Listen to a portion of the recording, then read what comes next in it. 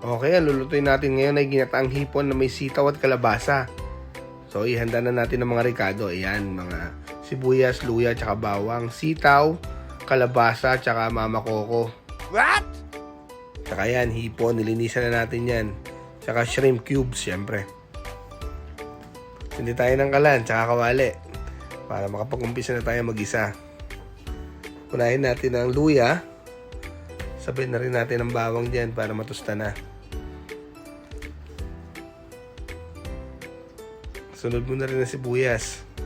Halu-haluin mo lang ng konti para mailagay na ang hipon.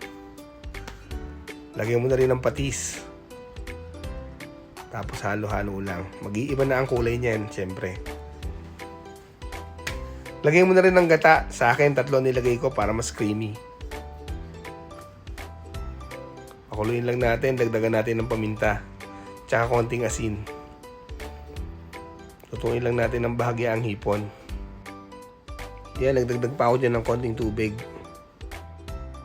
Tapos lagyan na natin yung kalabasa para mapalambot na rin. Pag kumulo, lagyan natin yung shrimp cubes. Dagdag pa ng patis. Sabay na natin yung sitaw.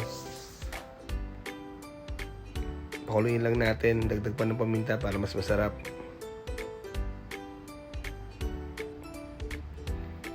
Tayin na lang natin yan maluto. Pag lumambot na ang mga gulay, sigurado luto na yan. Yan, siguraduhin nyo rin nakapagsayang na kayo ha. Luto na to. Kain na tayo. Let's go!